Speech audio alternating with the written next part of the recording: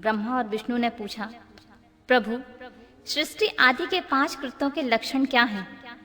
हम यह दोनों को बताइए। भगवान शिव बोले, मेरे कर्तव्यों को समझना अत्यंत गहन है, तथापि मैं कृपा पूर्वक तुम्हें उस विषय में बता रहा हूँ।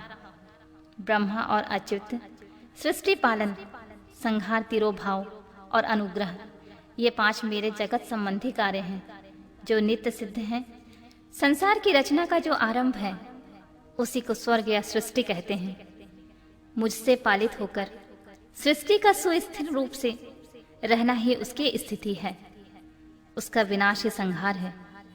प्राणों के उत्क्रमण को तिरोभाव कहते हैं। इन सब से छुटकारा मिल जाना ही मेरा अनुग्रह है। इस प्रकार मेरे 5 कृत्य हैं। सृष्टि आदि जो 4 कृत्य हैं वे संसार का विस्तार करने वाले हैं। 5वां कृत्य अनुग्रह मोक्ष का हेतु है। वह सदा मुझ में ही अचल भाव से स्थित रहता है। मेरे भक्तजन इन 5 कृत्यों में 5 भूतों में देखते हैं। सृष्टि भूतलन में, स्थिति जल में, संहार अग्नि में, तिरोभाव वायु में और अनुग्रह आकाश में स्थित है। पृथ्वी से सबकी सृष्टि होती है, जल से सबकी वृद्धि एवं जीवन रक्षा होती है। आग सबको जला देती है, वायु सबको एक स्थान से दूसरे स्थान पर ले जाती है और आकाश सबको अनुग्रहित करता है। विद्वान पुरुष को इस विषय में इसी रूप में जानना चाहिए। यह 5 कृत्यों का भार वहन करने के लिए मेरे 5 मुख हैं। चारों दिशाओं में 4 मुख और इनके बीच में 5वां मुख। पुत्रों, तुम दोनों ने तपस्या करके प्रसन्न हुए मुझ महेश्वर से सृष्टि और स्थिति नामक 2 कृत्य प्राप्त किए हैं। ये दोनों तुम्हें बहुत प्रिय हैं। इस प्रकार मेरी विभूति स्वरूप रुद्र और महेश्वर, मैं 2 अन्य उत्तम कृत्य संहार और तिरोभाव मुझसे प्राप्त किए हैं, परंतु अनुग्रह नामक कृत्य दूसरा कोई नहीं पा सकता। रुद्र और महेश्वर अपने कर्म को भूले नहीं हैं, इसलिए मैंने उनके लिए अपनी समानता प्रदान की है। वे रूप, वेश, कृत्य, वाहन, आसन और आयुध आदि में मेरे समान ही हैं। मैंने पूर्व काल में अपने स्वरूप भूत मंत्र का उपदेश किया है, जो ओमकार के रूप से प्रसिद्ध है। वह मंगलकारी मंत्र है। सबसे पहले मेरे मुख से ओमकार प्रकट हुआ, जो मेरे स्वरूप का बोध कराने वाला है। ओमकार वाचक है और मैं वाच्य हूँ। यह मंत्र मेरा स्वरूप ही है। प्रतिदिन ओमकार का निरंतर स्मरण करने से मेरा ही सदा स्मरण होता है। मेरे उत्तरवर्ती मुख से अकार का, पश्चिम मुख से उकार का, दक्षिण मुख से मकार का, पूर्ववर्ती मुख से बिंदु का तथा मध्यवर्ती मुख से नाद का प्राकट्य हुआ है। इस प्रकार 5 अवयव से युक्त ओमकार का विस्तार हुआ है। इन सभी अवयवों से एक ही भूत होकर वह प्रणव ओम नामक एक अक्षर हो गया है। यह नाम रूपात्मक सारा जगत तथा वेद उत्पन्न स्त्री पुरुष वर्ग रूप दोनों कुल इस प्रणव मंत्र से व्याप्त है। यह मंत्र शिव और शक्ति दोनों का बोधक है। इसी से पंचाक्षर मंत्र की उत्पत्ति हुई है, जो मेरे सकल रूप का बोधक है। वह मकरादि और अकारादि रूप में प्रकाश में आया है। इस पंचाक्षर मंत्र से मात्र का वर्ण प्रकट हुए हैं, जो 5 भेद वाले हैं। उसी से शिरो मंत्र सहित त्रिपदा गायत्री का प्राकट्य हुआ है। उसी गायत्री से संपूर्ण वेद प्रकट हुए हैं और उन वेदों से करोड़ों मंत्र निकले हैं। उन मंत्रों से भिन्न भिन्न कार्यों की सिद्धि होती है, परंतु इस प्रणव एवं पंचाक्षर से संपूर्ण मनोरथों की सिद्धि होती है और मंत्र समुदाय से भोग और मोक्ष दोनों सिद्ध होते हैं।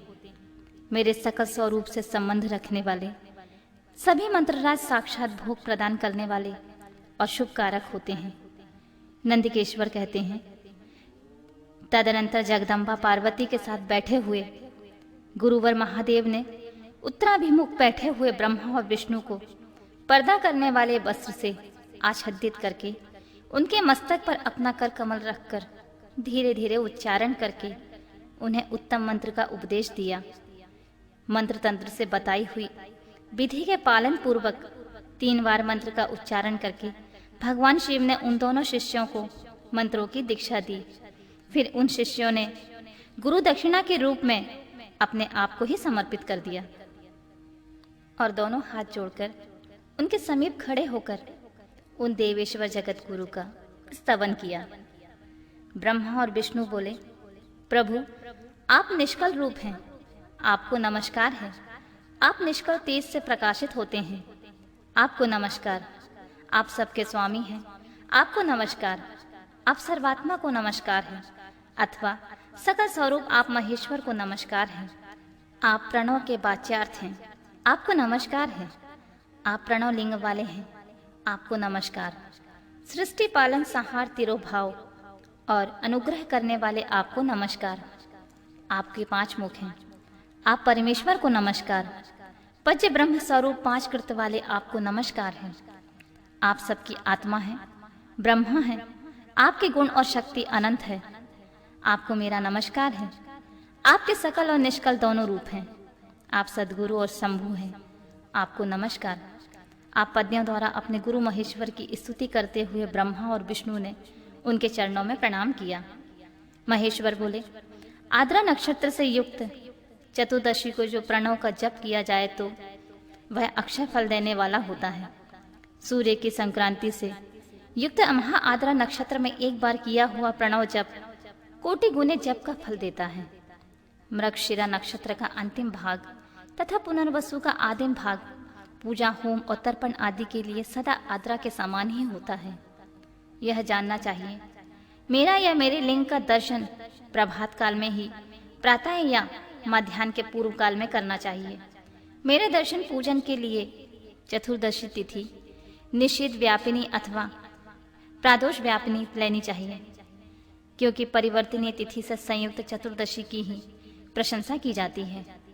पूजा करने वालों के लिए मेरी मूर्ति तथा लिंग दोनों समान हैं, फिर भी मूर्ति के अपेक्षा लिंग का स्थान ऊंचा है। इसलिए मुमुक्षु पुरुष को चाहिए कि वे बेर से भी श्रेष्ठ कर समझकर लिंग का पूजन करें। लिंग का ओमकार मंत्र से, वैर का पज्जाक्षर मंत्र से पूजन करना चाहिए। शिवलिंग की स्वयं स्थापना करके अथवा दूसरों से स्थापना करवाकर उत्तम द्रव्यमय उपचारों से पूजा करना चाहिए। इससे मेरा पद सुलभ हो जाता है। इस प्रकार दोनों शिष्यों को उपदेश देकर भगवान शिव वहां से अंतर्ध्यान हो गए।